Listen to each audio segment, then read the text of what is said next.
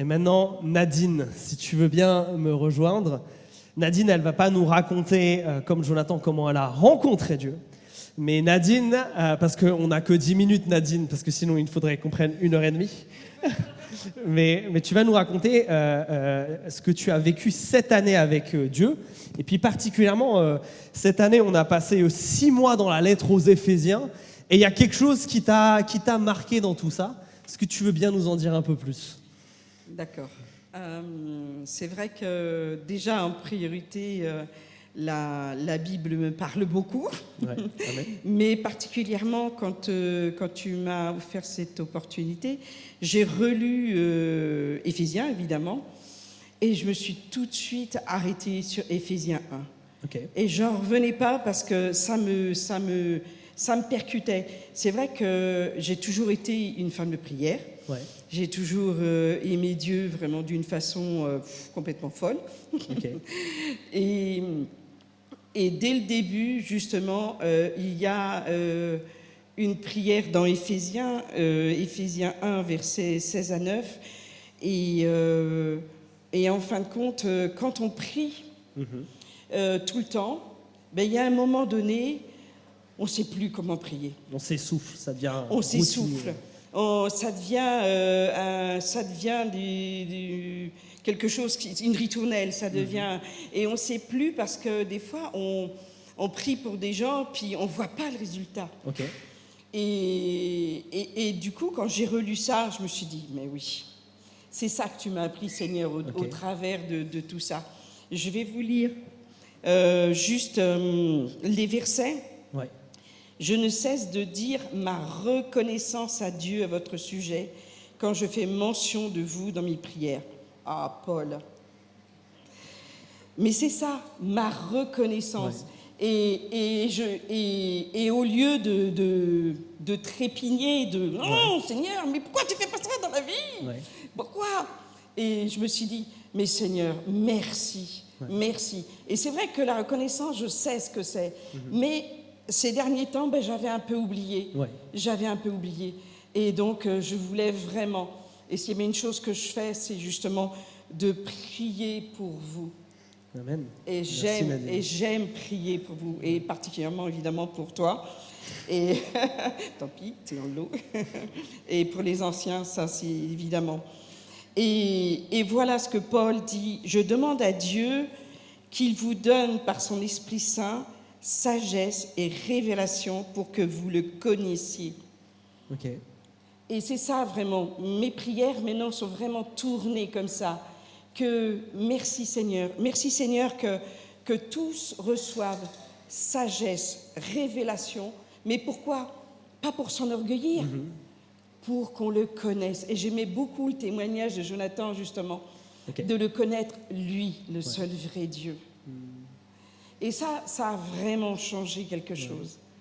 Okay. Vraiment. Donc, être dans la prière, pas que pour demander, mais savoir se retourner aussi en arrière pour remercier.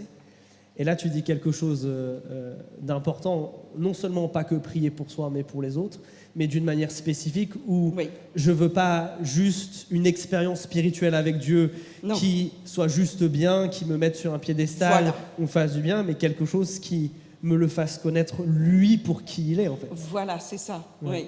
Et si j'ai bien constaté quelque chose, c'est que la plupart du temps, on va dans des chemins tortueux parce qu'on ne connaît pas lui, le seul vrai Dieu. On ne le connaît pas comme un père. On ne connaît pas tout son amour. On ne connaît pas tout ce qu'il a de si merveilleux pour nous. Donc, c'était ça vraiment que le Seigneur me montrait au travers de ça. Et au verset 18, il dit qu'il illumine ainsi votre intelligence afin, et il y a 3 points. Et ça m'a marqué quand j'ai relu ça justement. Il y a 3 points pour comprendre. Il dit que vous compreniez en quoi consiste l'espérance à laquelle nous sommes appelés. On est appelés, on est tous appelés, on a une espérance. Oui, la vie éternelle, c'est génial. J'ai ma carte pour aller Allez, hop, c'est sûr, c'est formidable. Il n'y a rien de plus beau, le salut. Mais il y a autre chose. Si c'était juste pour rester sur terre, mais à ce moment-là, super, moi j'y vais tout de suite au ciel. Ouais. Et il y a quelque chose à comprendre.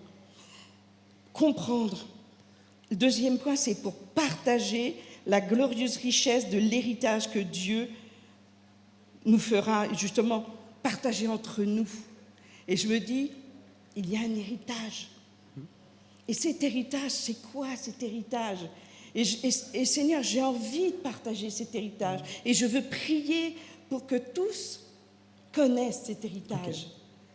Voilà le fond de ma prière. Et le dernier point, je vais le dire, verset 19, pour accepter cette puissance extraordinaire qui met en œuvre en notre faveur.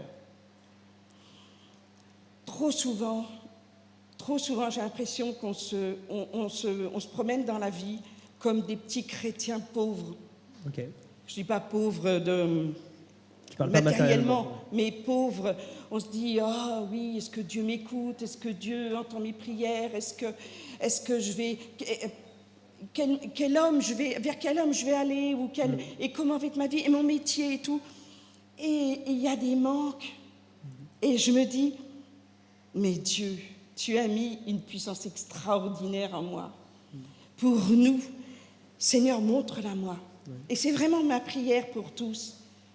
C'est qu'on le connaisse, lui, le seul vrai Dieu, mais qu'on connaisse toute la richesse qu'il a mis à disposition en notre faveur. Ouais, non, mais tu as raison. Et cet héritage qui est l'Esprit Saint en nous et qui agit en nous, tu dis quelque chose de tellement important, c'est... Est-ce que des fois on ne limite pas Dieu? Est-ce que finalement on le sous-estime pas dans sa bonté ou dans sa puissance? Oui. Mais ouais. Et son amour est tellement grand. On disait, il est venu pour... on a chanté quelque chose tout à l'heure. Dieu a envoyé son Fils. C'est Jean 3,16, quoi. Ouais.